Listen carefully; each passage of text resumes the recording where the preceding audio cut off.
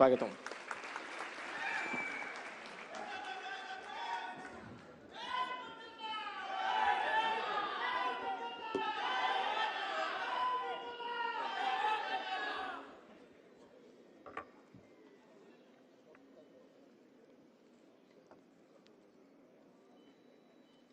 గౌరవనీయులైన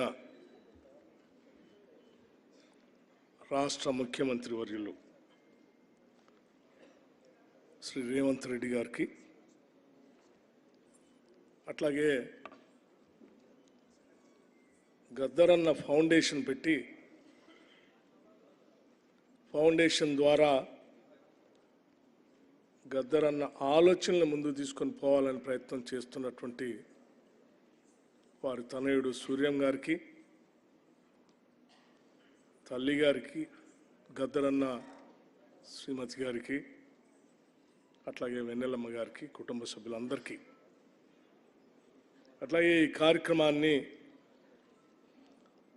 సాంస్కృతిక శాఖ ద్వారా దగ్గరుండి ఏర్పాట్లు చూసినటువంటి మంత్రివర్యులు జూపల్లి కృష్ణారావు గారికి, మరో సోదరుడు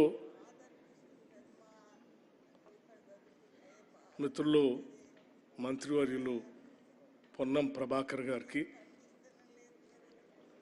నాతోటి శాసనసభ్యులు కామ్రేడ్ కోనంనేని సాంబశివరావు గారికి, వేదిక మీద ఉన్నటువంటి మా యువజన నాయకుడు జిల్లా కాంగ్రెస్ కమిటీ అధ్యక్షులు అనిల్ కుమార్ యాదవ్ గారికి, అట్లాగే మనందరికీ సుపరిచితులు ఒక సామాజిక విప్లవం రావాలని ప్రజల్ని చైతన్యం చేస్తూ వారి మేధస్సుతో ముందుకు నడిపిస్తున్నటువంటి పెద్దలు కంచి ఐలయ్య గారికి, ప్రజాగాయకుడు గద్దరన్నని సంపూర్ణంగా అర్థం చేసుకొని సమసమాజ స్థాపన కోసం తన జీవితం మొత్తాన్ని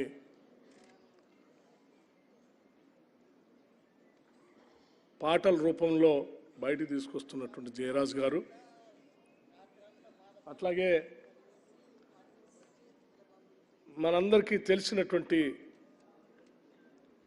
పెద్దలు గద్దర్ గారితో అనేక దశాబ్దాలుగా సామాజిక న్యాయం కోసం పోరాటం చేస్తున్నటువంటి జేబీ రాజు గారు, ఇంకా సరే ఇప్పుడే గద్దరన్న పాటల్ని వినిపించినటువంటి విప్లవకారుడు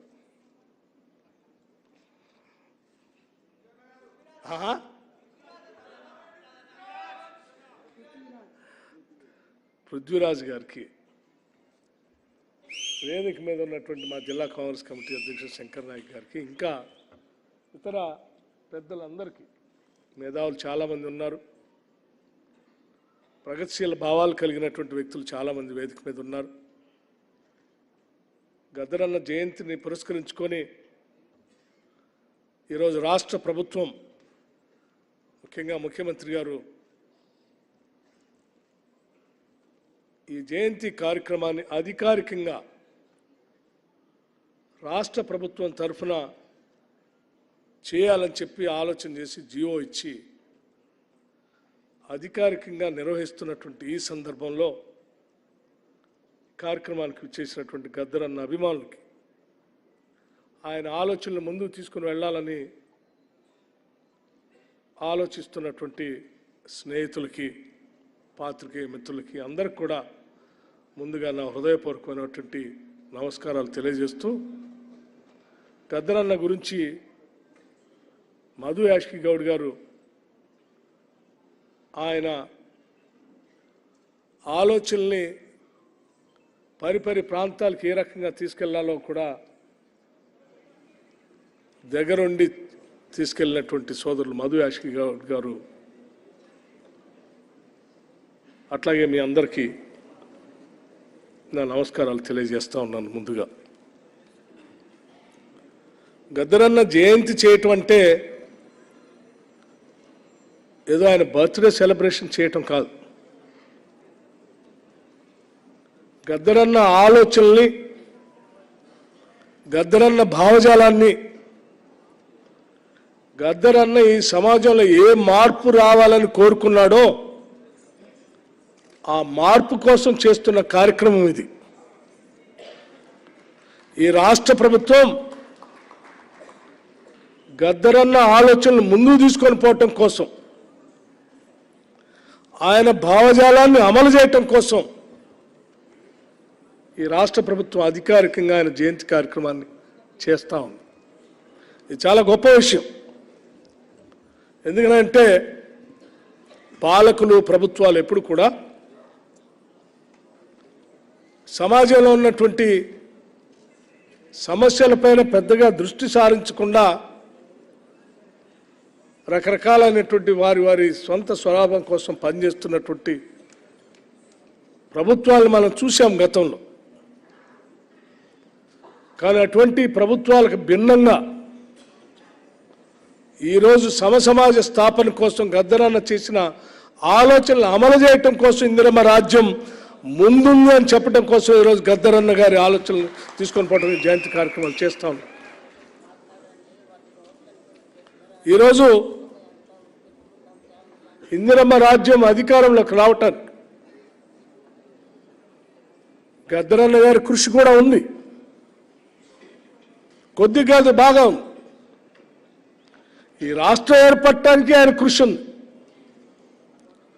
నాకు తెలిసి ఆయన రాసినటువంటి పాట, ఎంతమంది పోరాట యోధులు మేము తెలంగాణ కోసం పోరాటం చేశాం, చావు నోట్లో తలకాయ పెట్టి బయటకు వచ్చాం, నా వల్లే వచ్చిందని చెప్పుకునే నాయకుల కంటే ఎక్కువ ఆయన ఒక్క పాట రాసి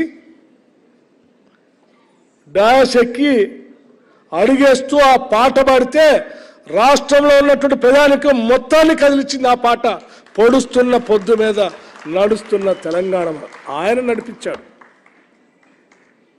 ఆయన కదిలించి నడిపిస్తూ ఉంటే దాంట్లో ముందు నిలబడి ఇదంతా నేనే నడిపిస్తున్నా అని చెప్పి చాలామంది నాయకులు అనుకొని నా వల్లే తెలంగాణ వచ్చింది అనుకున్నారు. కాదు,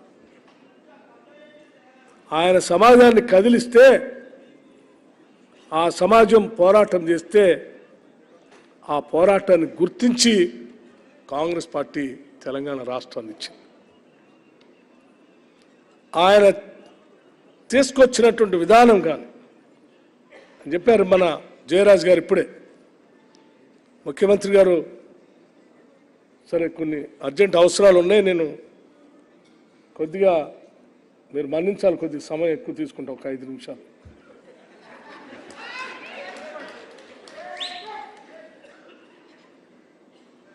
వారు తెలంగాణ కోసం పాదయాత్ర చేశారు.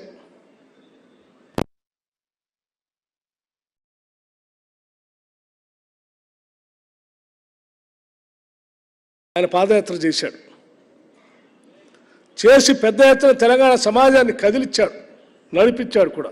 సకల సమస్యలకి పరిష్కారం, తెలంగాణ ప్రజలు ఎదుర్కొంటున్నటువంటి సకల సమస్యల పరిష్కారం ప్రత్యేక తెలంగాణ రాష్ట్రం అని సంపూర్ణంగా నమ్మి ఆ ప్రత్యేక రాష్ట్రం కోసం ఆయన నడిచాడు, ఆడాడు, పాడాడు. అందుకే తెలంగాణ వచ్చింది. అలా వచ్చిన తెలంగాణ రాష్ట్రం ఏర్పడిన తర్వాత అదే గద్దరన్న ఈ రాష్ట్ర ముఖ్యమంత్రి ఇంటి ముందు నిలబడి, ఎండలో నిలబడి 3 గంటలు పైబడి అపాయింట్మెంట్ కావాలా, సమస్యలు చెప్తా అంటే గేట్లు తెరుచుకోలేదనంటే ఇప్పుడు ఉన్నటువంటి ముఖ్యమంత్రి ఇందిరమ్మ రాజ్యం ఆ గేట్లు బద్దలు కొట్టింది. గడిలు బద్దలు కొట్టి ఇది ప్రజాభవన్ అని చెప్పేసింది. ఇది ప్రజల కోసం ఏర్పాటు చేసిన ప్రజాభవన్ అని చెప్పి దానికి జ్యోతిరావు పూలే అని నామకరణం చేసి రాష్ట్రంలో ఉన్నటువంటి ప్రజలందరూ ఇక్కడ రావచ్చు, ప్రజావాణి ఏర్పాటు చేశాం, మీ దరఖాస్తులు ఇవ్వచ్చు, మీ సమస్యలు చెప్పుకోవచ్చు, ప్రభుత్వం సానుకూలంగా స్పందించడమే కాదు ఆ సమస్యల పరిష్కారం చేస్తామని కూడా స్పష్టంగా చేసి ఆ గేట్లు బద్దలు కొట్టి వాళ్ళ ప్రజలకు అంకితం చేసి తలుపులు బార్లా తెరిచి ఉంచాం. ఇది గద్దరన్న గారి గుర్తు చేసుకుంటూ మాట్లాడేటువంటి అంశం. నాకు గద్దరన్న గారికి చాలా సన్నిహిత సంబంధం ఉంది. రాష్ట్ర కాంగ్రెస్ నాయకత్వం ఆ రోజు పిసిసి ప్రెసిడెంట్గా రేవంత్ రెడ్డి గారు, ఏఐసిసి ఇన్ఛార్జీలుగా ఉన్నటువంటి మాణిక్రావు ఠాక్రే గారు అందరూ కలిసి తెచ్చుకున్న తెలంగాణ రాష్ట్రం బందీ అయిపోయింది, ఈ బందీకారాల నుంచి దీన్ని విడిపించాలి, తెలంగాణ సమాజం కన్న కలల్ని నిజం చేయాలంటే దాన్ని అర్థం చేసుకున్నటువంటి ఇందిరమ్మ రాజ్యం కాంగ్రెస్ పార్టీ అధికారంలోకి వస్తేనే వాళ్ళ సమస్యలు పరిష్కారం అవుతాయి. ఆ సమస్యల పరిష్కారం కోసం వాళ్ళ కోసం మనం ఇందిరమ్మ రాజ్యాన్ని తీసుకొని రావాలి. ఈ రాష్ట్రంలో కాంగ్రెస్ పార్టీ కోసం కాదు, ఈ రాష్ట్ర ప్రజల కోసం మనం కాంగ్రెస్ ప్రభుత్వాన్ని ఇందిరమ్మ రాజ్యాన్ని తీసుకొని రావాలని చెప్పి ఒక ఆలోచన చేసి కార్యక్రమాన్ని చేపట్టాం. ఓ పక్కన ముఖ్యమంత్రి గారు, ఇప్పుడున్నటువంటి ముఖ్యమంత్రి గారు పిసిసి ప్రెసిడెంట్గా సభలు సమావేశాలు పెద్ద ఎత్తున పెట్టుకుంటూ వారు ప్రయత్నం చేస్తూ ఉంటే సిఎల్పి లీడర్గా నన్ను ఆదిలాబాద్ నుంచి ఖమ్మం వరకు పాదయాత్ర చేయమన్నప్పుడు గద్దరన్న ఆ పాదయాత్రకు నామకరణం చేసింది ఆయనే. పీపుల్స్ మార్చ్ అని పేరు పెట్టింది ఆయన. దానికోసం పాట రాసింది ఆయనే. వయసు సహకరించకపోయినా తన జీవితం మొత్తం అడవిలో ఉన్నటువంటి బిడ్డల కోసం, అణగారిన వర్గాల కోసం, అసమానతతో ఇబ్బంది పడుతున్నటువంటి ప్రజల కోసం నా జీవితం మొత్తం అంకితం చేశాను. చివరి దశలో ఉన్నాను. ఒక్కసారి వాళ్ళందరినీ కలిసి పలకరించాలి. నేను ఎక్కడెక్కడో మారుమూలలో ఉన్నటువంటి అడవి ప్రాంతాల్లో ఉన్న గూడెలు నేను అజ్ఞాతవాసం అక్కడ ఉండి పనిచేశాను.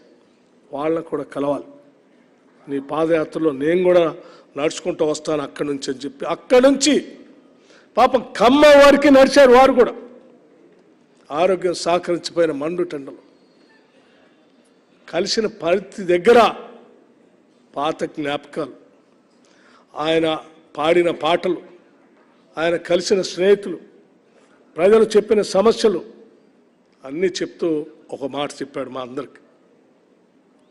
ఆనాటి కాంగ్రెస్ ప్రభుత్వాలు తెలంగాణ రాష్ట్రంలో ఉన్నటువంటి ప్రజల సమస్యలు పరిష్కారం చేయాలంటే చర్చల కోసం నక్సలైట్లను చర్చలో పిలిస్తే ఆ చర్చల్లో అందరు చెప్పింది ఒకటే, భూమి సమస్య చెప్పారు. ఆనాడు గద్దరన్నే దగ్గరుండి వారికి వీరికి చర్చల సందర్భంగా కూర్చొని మాట్లాడి అజెండా తయారు చేశారు. ఆ అజెండాని రేపు ఇందిరమ్మ రాజ్యం వస్తే మీరు పంచినటువంటి ప్రభుత్వ భూములు ఈ రాష్ట్రంలో ఉన్నటువంటి లక్షలాది మంది నిరుపేద ప్రజలకి కొన్ని లక్షల ఎకరాలు ఆనాటి ప్రభుత్వాలు పంపిణీ చేశాయి. ఇప్పుడున్నటువంటి ప్రభుత్వం ఆ భూముల్ని ఎనిక్కి లాక్కొని అన్యాయంగా అమాయకులైనటువంటి ప్రజలకు భూమి లేకుండా చేస్తూ ఉన్నాయి. తిరిగి ఆ భూములన్నింటినీ కూడా ప్రజలకి అందించే కార్యక్రమాన్ని చేయండి మీ ప్రభుత్వం రాగానే అని చెప్పి ఆయన ప్రతిదేర మా అందరూ చెప్పాడు. అందుకే మా ప్రభుత్వం ఇందిరమ్మ రాజ్యం రాగానే మా ప్రభుత్వంలో ఉన్నటువంటి మంత్రిమండలి మొత్తం ముఖ్యమంత్రి గారి నాయకత్వంలో తప్పనిసరిగా పేద ప్రజల కోసం ఆనాటి కాంగ్రెస్ ప్రభుత్వాలు కానీ తెలుగుదేశం ప్రభుత్వం కానీ ఇతర ఏ ప్రభుత్వాలైనా పంపిణీ చేసినటువంటి భూములన్నీ కూడా ధరణి పేరు మీద ఇప్పుడున్నటువంటి ప్రభుత్వం అన్యాయంగా అక్రమంగా లాక్కుంటే వాటిని సరిచేయాలంటే ఈ ధరణి అనేటువంటి మహాభూతాన్ని పక్కన పెడితే తప్ప వాళ్ళకి న్యాయం చేయలేమనేటువంటి ఆలోచనతోనే రాష్ట్ర మంత్రిమండలి మొట్టమొదటి సమావేశంలోనే ఈ ధరణి పైన నిర్ణయం తీసుకుంది. దానికి ఒక ప్రత్యేకమైన కమిటీని వేశారు. ఆ కమిటీ ద్వారా ఈ రాష్ట్రంలో పేదలకి, బడుగు బలహీన వర్గాలకి అనేక దశాబ్దాలుగా ఉద్యమాల ద్వారా వచ్చిన హక్కుల ద్వారా చట్టాలుగా ఏర్పడి ఆ చట్టాల ద్వారా వచ్చిన భూములను కాపాడటం కోసం ఈరోజు ధరణిని ఆ సాఫ్ట్వేర్ని పక్కన పెట్టి సరిచేసి ఆ ప్రజలందరికీ న్యాయం చేయాలన్నటువంటి ఆలోచనతో ఈరోజు రాష్ట్ర ప్రభుత్వం ముందుకు పోతుందని కూడా చాలా స్పష్టంగా చెప్తా ఉన్నాం. ఏ తెలంగాణలో అయితే కొన్ని దశాబ్దాల పాటు భూ పోరాటం జరిగిందో ఆ భూ పోరాటాల ద్వారా వచ్చినటువంటి తెలంగాణ టెనెన్సీ యాక్ట్ దగ్గర నుంచి మొదలు పెడితే భూ సంస్కరణ దగ్గర నుంచి మొదలు పెడితే ఆ హక్కులు చట్టాల ద్వారా వచ్చినటువంటి భూమిపైన హక్కులు పొందిన అనేక కొన్ని వేల లక్షల మంది బడుగు బలహీన వర్గాల ప్రజల హక్కుల్ని కాపాడటమే ఈ రాష్ట్ర ప్రభుత్వం యొక్క ప్రధాన ఉద్దేశం ధ్యేయంగా పెట్టుకునే ఈరోజు ధరణిపై నిర్ణయం చేసింది. అలా ప్రజల కోసం నిర్ణయం చేస్తే యాబ్సెంటీ ల్యాండ్ లార్డ్స్ కోసం ఏ భూముల్లో అయితే మేము ప్రజలకు పంచామో తిరిగి ఆ భూములన్నింటినీ కూడా యాబ్సెంటీ ల్యాండ్ లార్డ్స్కి మళ్ళీ పంచాలి, వాళ్ళకే హక్కులు కల్పించాలనేటువంటి ఆలోచనతో ధరణి అనే సాఫ్ట్వేర్ తీసుకొచ్చి లక్షలాది ఎకరాలని యాబ్సెంటీ ల్యాండ్ లార్డ్స్కి ఒప్పజెప్పి వాళ్ళది హక్కులు కల్పించి వాళ్ళ పాస్బుక్లు ఇస్తే పాప అమాయకులైన తెలంగాణ ప్రజలు నష్టపోయారు.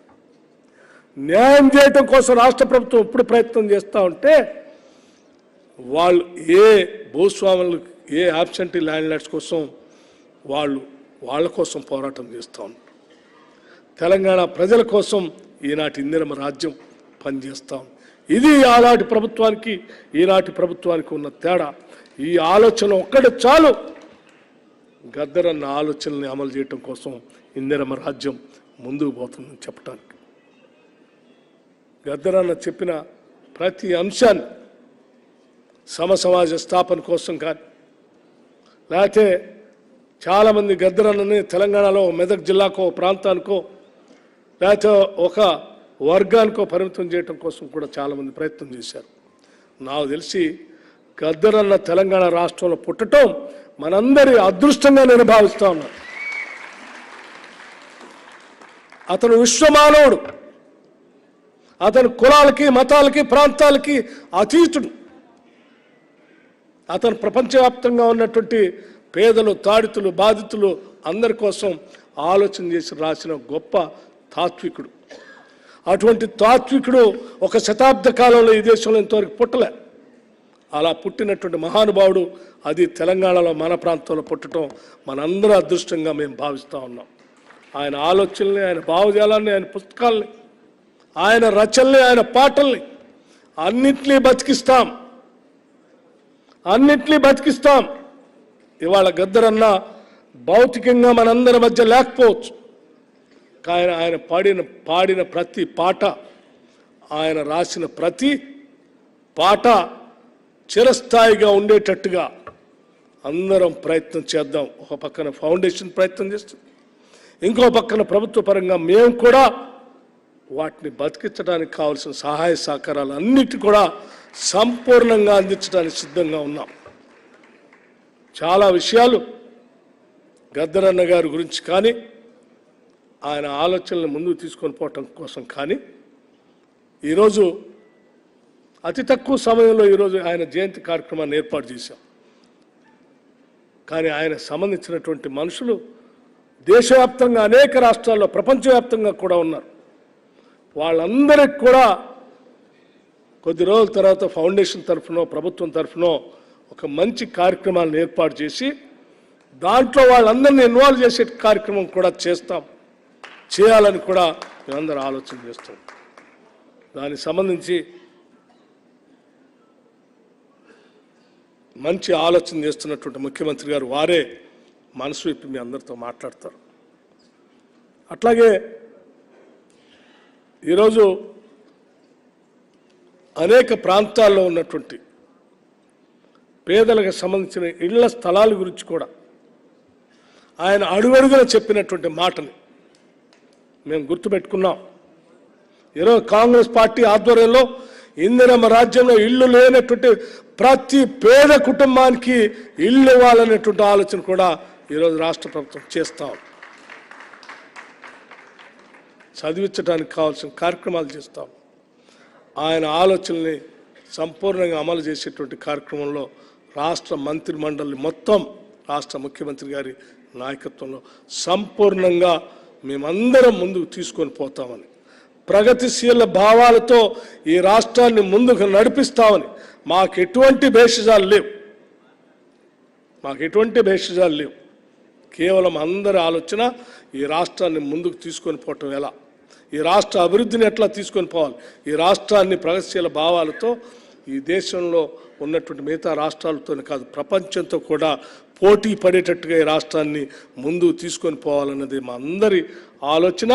ఆ ఆలోచనలో మేధావులందరి ఆలోచనలు కూడా మేము పరిగణలో తీసుకుంటాం. గద్దరన్న గారి ఆలోచనలు కూడా తప్పనిసరిగా పరిగణలో తీసుకుంటామని చెప్పి మీ అందరికీ నేను సవినయంగా మనవి చేస్తూ ఈ కార్యక్రమాన్ని ఏర్పాటు చేయడం కోసం మిత్రులందరూ ముందుకు వచ్చేసినటువంటి వారందరికీ కూడా నేను ప్రత్యేకమైనటువంటి ధన్యవాదాలు తెలియజేస్తూ మరొకసారి సరే నేను రాష్ట్రంలో ఉప ముఖ్యమంత్రిగా ఉన్నప్పటికి కూడా ఇంత పెద్ద మనసుతో మంత్రిమండలి మొత్తం ముఖ్యమంత్రి గారి నాయకత్వంలో ఒక నిర్ణయం తీసుకుని గద్దరన్న గారి జయంతిని ఒక అధికారికమైనటువంటి కార్యక్రమం చేయటం అంటే ఇది ఆషామాషి కార్యక్రమం కాదు. It's not an ordinary decision. ఎందుకనంటే ఒకప్పుడు ఆయన ఉన్నటువంటి ఆర్గనైజేషన్ బ్యాన్ చేసినటువంటి పరిస్థితి, ఆయన ఆలోచనలు బ్యాన్ చేసినటువంటి పరిస్థితి. అటువంటి గద్దరన్న ఆలోచనల్ని సరే ఆయన రకరకాలుగా అంబేద్కరిస్ట్గా ప్రజాస్వామ్యవాదిగా రకరకాలుగా ప్రజాస్వామ్యాన్ని కాపాడాలని బాబాసాహెబ్ అంబేద్కర్ అందించిన రాజ్యాంగాన్ని కాపాడాలి ఆయన తీసుకొచ్చినటువంటి ఆలోచనలన్నింటినీ ముందుకు తీసుకొని చాలా గొప్ప నిర్ణయం ఈరోజు ఇందిరమ్మ ప్రభుత్వం తీసుకొని ఈ జయంతి కార్యక్రమాలు చేస్తూ ముందుకు పోతూ ఉంది. ఆయన అభిమానులందరికీ ఒకటే పిలిపిస్తూ ఉన్నాం, మీరు కూడా ఈ ప్రభుత్వంతో ఆయన ఆలోచనలు ముందుకు తీసుకుపోయే కార్యక్రమంలో మీరు కూడా మమేకం కండి, కలిసిపోదాం, కలిసి నడుద్దాం. ఏ సామాజిక తెలంగాణ నిర్మించాలని ఆయన కోరుకున్నాడో, ఏ ప్రగతిశీల భావాలు కలిగిన తెలంగాణ నిర్మించాలని కోరుకున్నాడో అది చేయడానికి ప్రభుత్వం సిద్ధంగా ఉంది. మీరందరూ కలిసి రావాల్సిందిగా నేను మీ అందరికీ విజ్ఞప్తి చేస్తూ సెలవు తీసుకున్నాను. జై హింద్.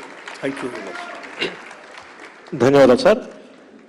సోదాహరణంగా అందరికీ కూడా భరోసా కల్పించిన వారికి మరొకసారి మీ అందరి చప్పట్ల మధ్య ధన్యవాదాలు.